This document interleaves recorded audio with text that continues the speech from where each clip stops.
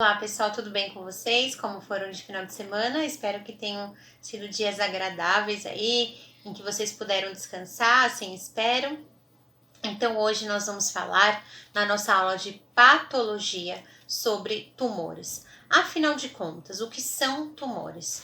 Pessoal, os tumores, eles são resultados de um crescimento anormal, desenfreado e desorganizado de células, tá? Que irão ocupar um determinado órgão ou um determinado sistema. Lembrando que praticamente todos os órgãos, em todos os órgãos isso pode acontecer.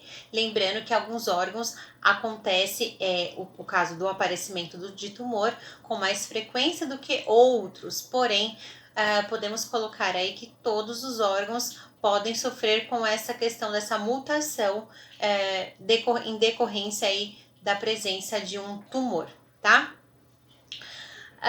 O que é um tumor benigno e o que é um tumor maligno? Afinal, qual é a diferença entre esses dois tumores? Quando nós ouvimos que uma pessoa tem um tumor benigno e outra maligno, sempre fica essa dúvida, né? Afinal de contas, qual é a diferença? Os tumores benignos, eles são compostos por células que são parecidas no sistema em que eles estão ocupando. Por exemplo, se é um tumor benigno no cérebro, podemos sugerir que as células que compõem aquele tumor, elas são parecidas aos neurônios, que são as células do sistema nervoso central. Quando ouvimos falar de um tumor maligno no cérebro, nós vamos sugerir que essas células que compõem um tumor, elas são totalmente diferentes aos neurônios. Então, temos essa diferença aí. As células que compõem um tumor maligno são bem diferentes, são muito diferentes do sistema em que ele está ocupando. Já as células que compõem um tumor benigno são mais parecidas do sistema em que aquele tumor está ocupando, tá? Outra coisa, o crescimento do tumor benigno é bem mais lento. Obviamente que o tumor maligno irá crescer de modo bem mais desenfreado, ou seja, às vezes até de um dia para o outro, isso acaba por acontecer, tá? Outra coisa, nos tumores benignos, não existe a possibilidade de metástase. O que é metástase? É quando esse tumor sai do seu ponto focal e atinge um outro órgão, um outro sistema. Já os tumores malignos, isso pode acontecer através da corrente sanguínea, aquele determinado tumor, ele pode se alojar em um outro órgão, em um outro tecido. Sendo assim, o tumor maligno é um tumor muito mais grave, porém, não posso deixar de citar que os tumores benignos, se não devidamente tratados, podem se tornar malignos, ok? Então, pessoal, tendo isto em vista, nós temos que pensar o que a presença desse tumor, o que é um tumor? Então, é esse aglomerado de células que cresceu, que se multiplicou desenfreadamente, de modo desorganizado, tá? Então, imaginem que esse aglomerado de células, né, que cresceu de modo desorganizado, desenfreado, ele está ocupando um determinado órgão.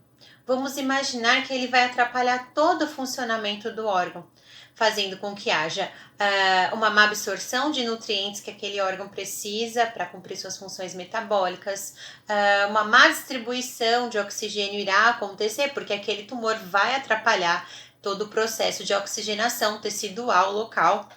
Então, uma série de transtornos aquele tumor vai causar ao determinado órgão no qual ele está ocupado. E sem contar a dor, né? Porque vamos colocar aí o cérebro como exemplo, né? Um tumor cerebral. Imaginem que aquele aglomerado de célula, principalmente quando descoberto tardiamente, né? Que é um tumor que cresceu, imaginem ele comprimindo os vasos cerebrais, causando dor, causando desconforto, dentre tantos outros sintomas que ele pode causar. Tá? Então, o câncer, gente, ele traz muitas complicações ao paciente, tá?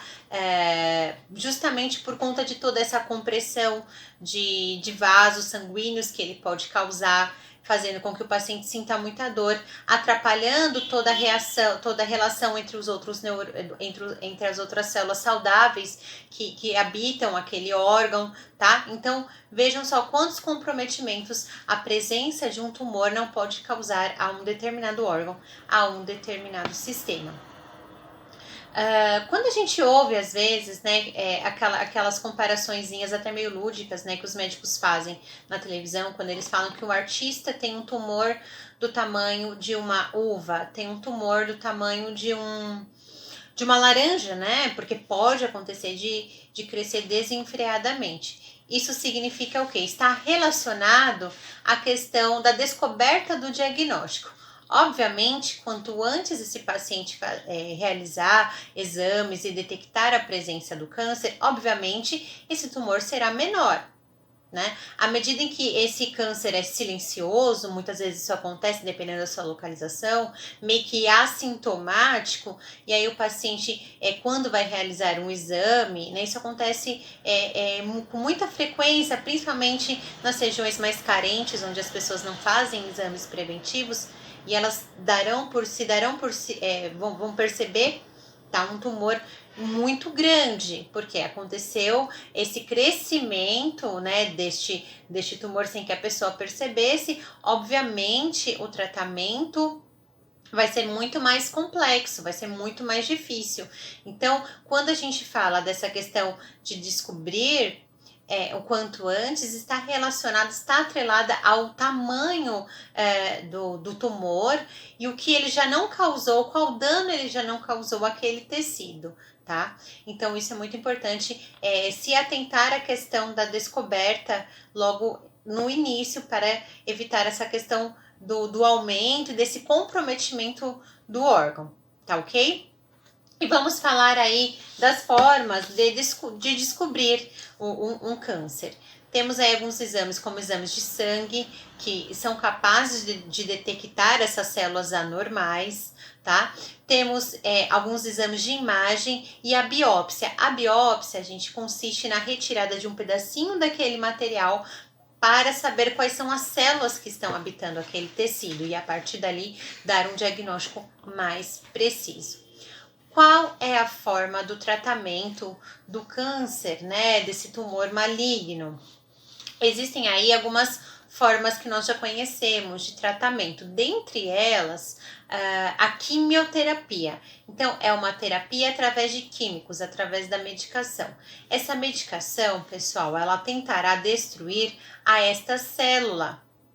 Só que muitas vezes essa medicação não somente atinge as células anormais, né, do tumor, como também atinge as células saudáveis.